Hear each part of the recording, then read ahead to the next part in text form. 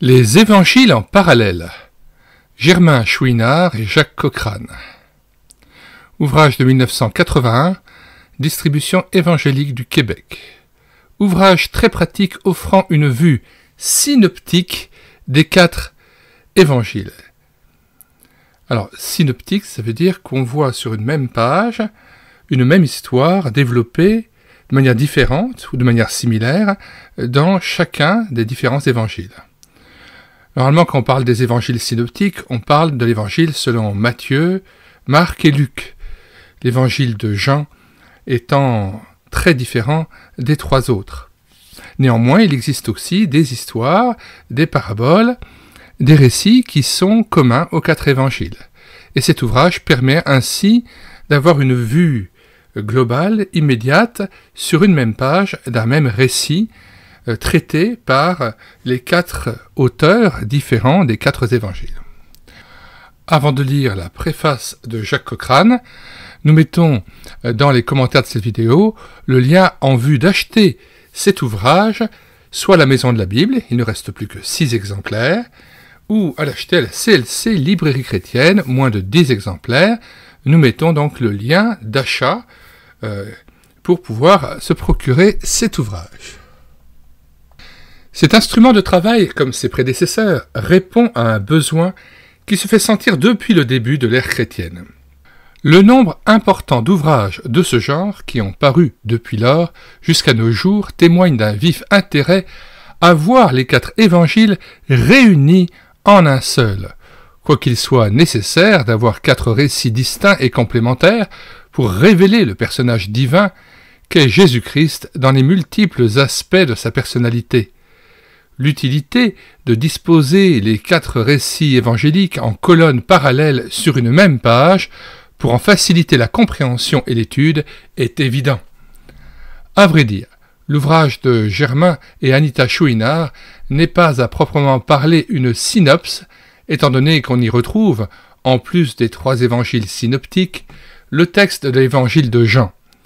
Le titre « Les évangiles en parallèle » reflète très bien le genre et le contenu de ce livre. Les auteurs ont résolu d'une façon satisfaisante certains problèmes inhérents à la rédaction d'un tel volume. Par exemple, quel évangile utiliser comme texte de base? Ils répondent en choisissant de ne suivre textuellement aucun d'entre eux. De toute évidence, chacun des évangélistes rédige son récit en fonction d'un but particulier. Quoique chacun ordonne les événements dans un ensemble chronologique, aucun ne propose une chronologie stricte et rigoureuse. De plus, à la question de savoir si un événement mentionné dans 2 évangiles devrait être considéré comme un seul événement à cause des ressemblances, ou comme 2 événements à cause des différences, les auteurs, soucieux des besoins des usagers éventuels, confrontent dans la mesure du possible tout ce qui se ressemble. L'utilité du message évangélique a plus présidé à la production de cet instrument de travail que le débat sur la séquence des faits historiques. Il est important de souligner que ce livre ne remplace pas le texte des 4 évangélistes. En effet, chacun fixe, sous l'inspiration du Saint-Esprit, son but particulier et travaille selon sa méthode propre. Ceci donne à chaque évangile son développement distinctif et sa cohérence. Le présent livre est un ouvrage humain confectionné à partir du texte divin dans le but de faire mieux connaître et comprendre le message divin.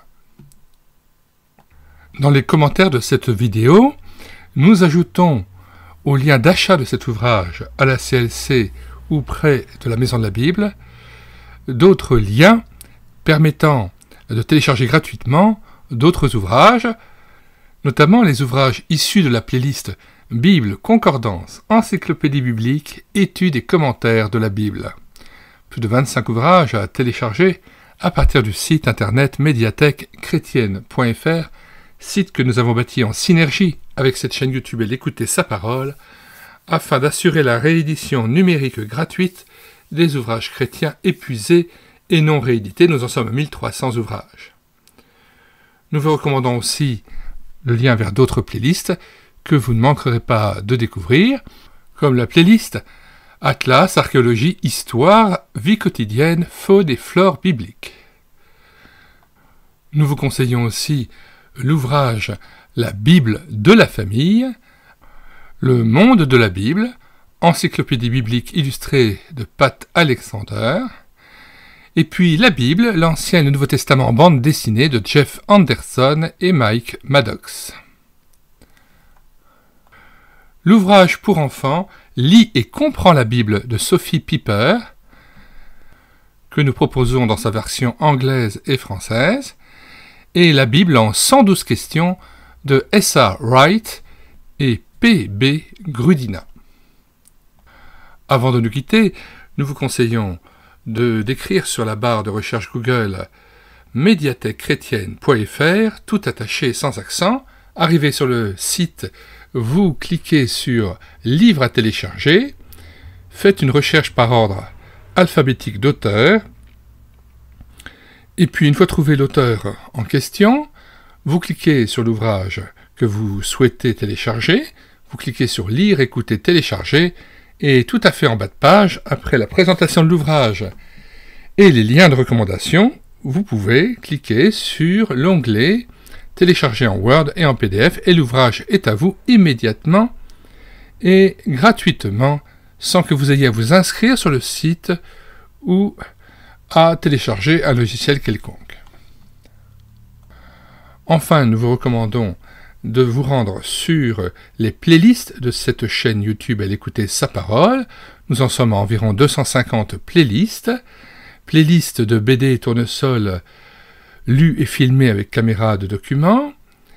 Playlist d'audiobooks chrétiens que nous avons pris en charge. Nous en sommes à une 60aine d'ouvrages lus en lecture audio.